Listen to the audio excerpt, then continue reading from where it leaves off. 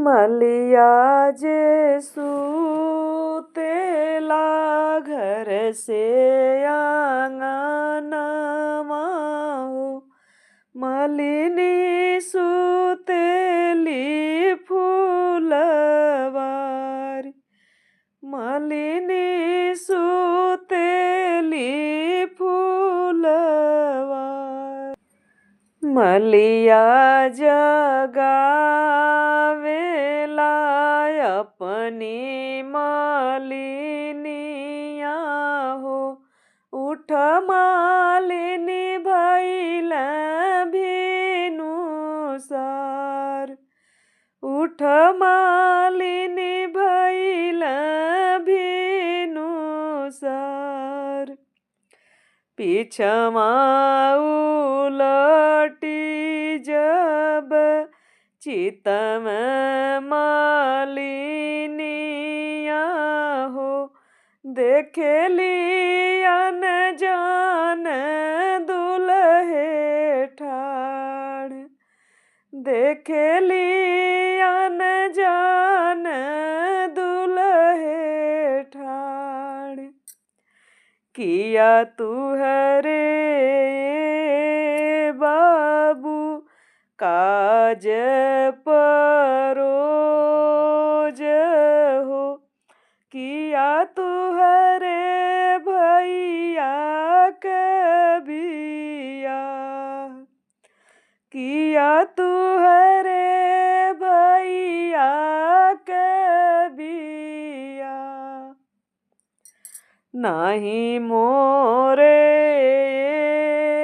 मालिन काज परोज हो, नाही हमरे भैया कबिया, नाही हमरे भैया कबिया।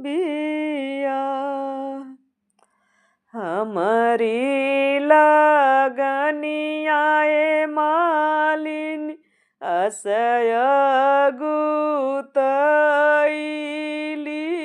हो, हाली बेगे मौरी गाछिले आओ, हाली बेगे मौरू गाछिले आओ। आरी आरी गछिया हो मालिन, इरई से चिरई हो, बिषमा उड़हिया हंस मोर। आरी आरी गछिया मालिन, इरई से चिरई हो, बिचमा उड़हिया हंस मोर।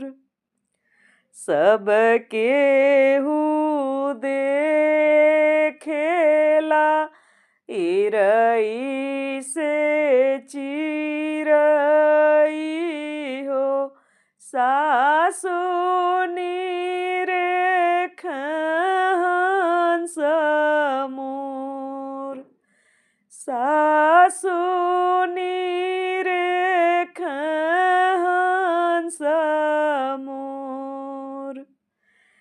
किया तू ही बाबू मलिया के जनमल, किया माल होरिया तो हर बाप, किया माल होरिया तो हर बाप। नाही हम सासु मलिया के जनमल, नाही माल होरिया मोरा बाप, नाही माल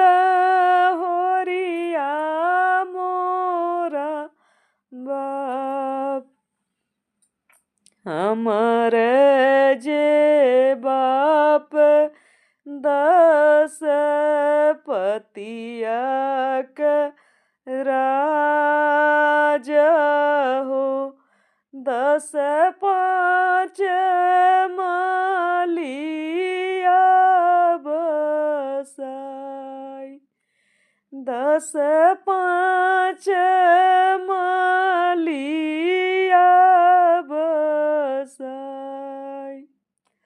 हमर जे बाप 10 पतिया के राजा हो, 10 पाँच मालिया बसाई, 10 पाँच मालिया